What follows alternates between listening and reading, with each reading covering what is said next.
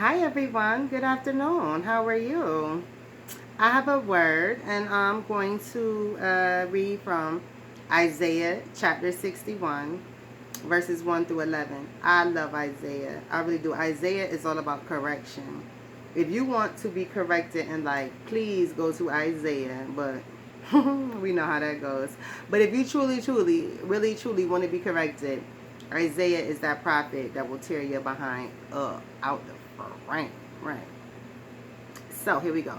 The Spirit of the Lord God is upon me, because the Lord hath anointed me to preach good tidings unto the meek.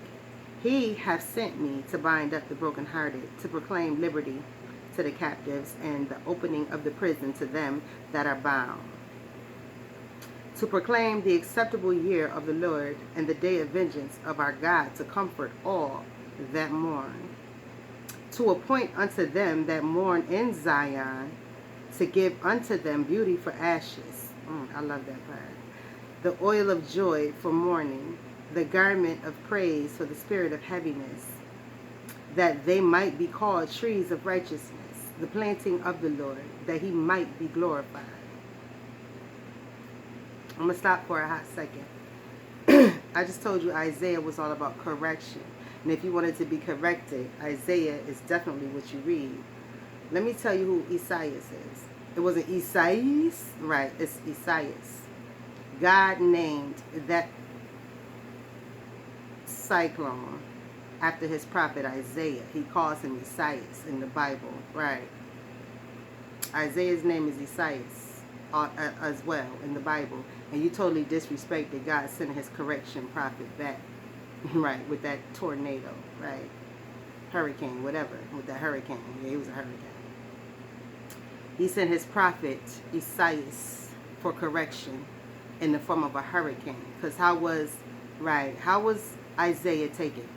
Isaiah never died. He got lifted up. Right. A gust of wind came. I believe it was some chariots or something. Or a gust of wind came and, right, took him up. Right. He went up in a cyclone up to heaven. Right. So, 2020, we had a cyclone, a hurricane, Esaias. You said Esaias. No, I said his name is Esaias. And you Spanish and you Jewish people know better. But you Spanish folks know better than we plain. It's Esaias. Why are you not demanding that that be said correctly? It's Esaias. So, with that being said, you disrespected God, right? By making fun of that name, right? This is why there is so much disrespect amongst your culture as Spanish people, right? Amongst each other, exactly.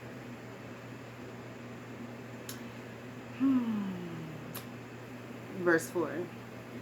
And they shall build the old waste, they shall raise up the former desolations, they shall repair the waste cities, the desolations of many generations.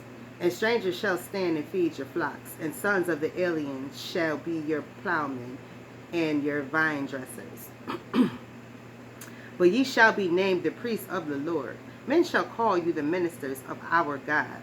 Ye shall eat the riches of the Gentiles, and in their glory shall ye boast yourselves. For your shame ye shall have double. For your confusion they shall rejoice in their portion. Therefore in their land they shall possess the double. Everlasting joy shall be unto them. For I the Lord love judgment. I hate robbery for burnt offering. I will direct their work in truth. I will make an everlasting covenant with them. And their seed shall be known among the Gentiles, and their offspring among the people. All that see them shall acknowledge them, that they are the seed which the Lord hath blessed. So, all this trouble, all this wildness, all this madness, right? Definitely the tribe of Judah. Definitely the seed of Abraham, right? Right. There's entirely too much coming down on me from too many angles, right? So my people and I are definitely who we say we are. You prove that by the way you try and oppress us, try and possess us, right? Try and push us out while chasing us at the same time, right? That makes absolutely no sense. You are pushing people away, while and chasing them at the same time. See, this is what we call that biscuit-headed chick BS. Because this is a divine feminine, divine masculine relationship. Get away from me, get away from me. And then the man walks away. No, come back, come back. Right, I'm pregnant.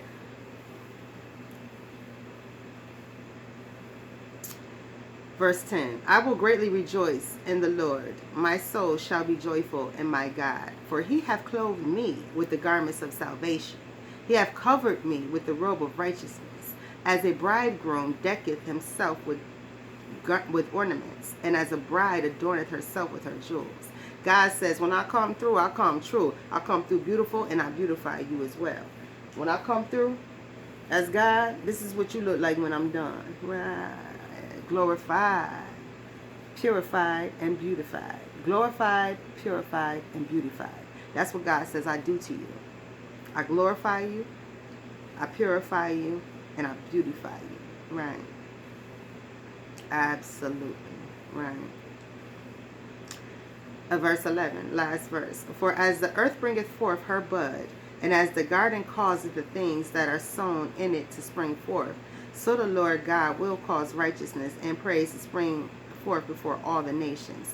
So no matter what, no matter how hard you fight, no matter what is taking place at this current time, God said you will not win if you are the evil, if you are the wicked, right? Only my children shall prevail. It's nothing no one can do to stop that. And God said he himself is tired of reiterating that no one can stop his children. Because if you're saying you can stop God's children, you're saying you can stop God. God said, how does that work? Can you get up here? Right. God said, can you get up there past the heavens? He said, can you even get up there in space? Right, without these things blowing up? God said, absolutely not. So how you going to tell me you going to stomp me out? Right. That saying you can defeat my children, saying you can stomp me out. This is God. God said, I know you didn't say you could stomp me out, because you can't beat my kids. Right. If you can beat my kids, then you can stomp me out. You can't do neither. Right. God said you can't do neither. So I suggest you stop challenging my children. He said, I don't even understand why the challenge is there. There is no challenge. My children are calm, at peace, staying in their lane, minding their business, working, preaching, teaching, developing. Not mocking, scoffing, scorning, and envying, harassing, or antagonizing. God said those aren't my children doing that. My children aren't hollering and screaming who they are. My children are chilling, willing and dealing, dancing, having fun, partying, enjoying life, enjoying the fruits of the Spirit, being the fruits of the Spirit, passing along the fruits of the Spirit. God said that's what my children are doing. The children of that lesser God that you all call the Most High, apparently, that you are his children. That's why you are miserable. That's why you're hollering and screaming about who you are and who you work for. That's why you're telling people it's cool to go party and sex and all of that stuff. We can still do that. That's why you're calling yourself ghetto. That's why you're calling yourself those things that be not and never will be. Empress. It takes a lot to be an empress. Do you own countries while you're calling yourself an empress? Right. You're calling yourself a sage. Can you heal someone? Right. Can you raise the dead, high priestesses? Right. Can you stop a death, high priestesses? Right. You call yourself queens. Where's your queendom? Where's your nation of people? You call yourselves, what's that other one? Love. I'm love this, I'm love that. You do not love anything, because love is not boastful. Love is not proud. Right. See, that's where you need to go and check up on them fruits of the spirits, because love is not boastful or proud or love. Right. Love is not in your face. Love is relaxing. Love is looking at you saying, babe, do you need anything? You good? You fine? You all right? Okay, well, go back to what you was doing. I didn't mean to disturb you. I just, wanted to see if you needed anything. That's love. Love ain't in your face, hanging on you like, That's not love. Right. That is obsession, oppression, depression. Right. And nobody wants that. So,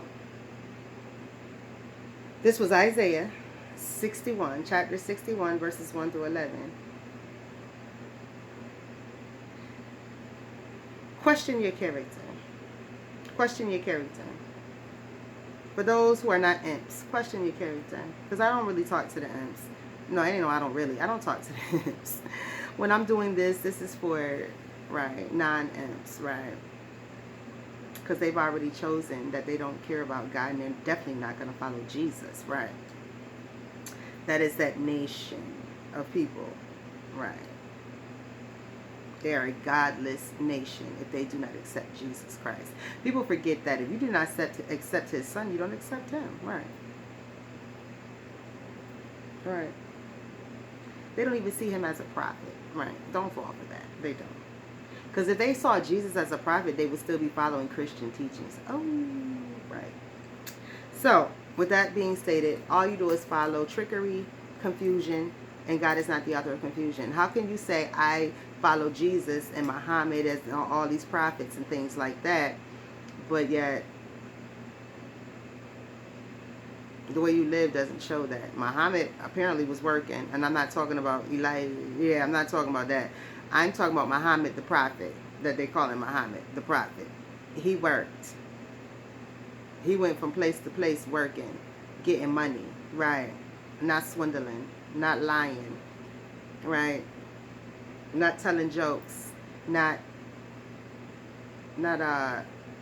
bullying people.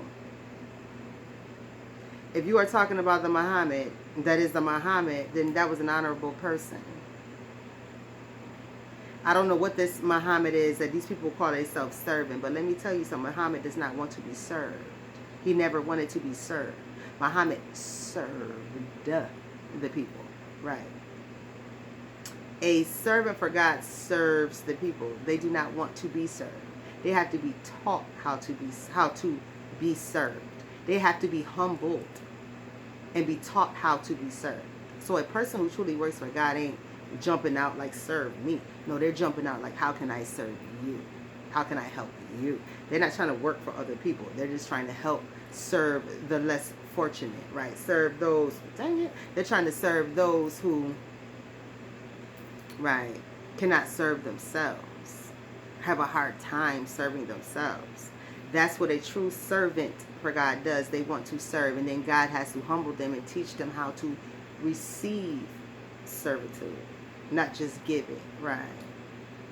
That's why I said before, I have to learn how to accept blessings. But I also have to know when it's a blessing and when it's a cursing. Because people will give to you and give to you and give to you. Oh, you accept donations? No, thank you. That's blood money. Right. So you have an awesome day. Right. And I'll be back with some more teachings today.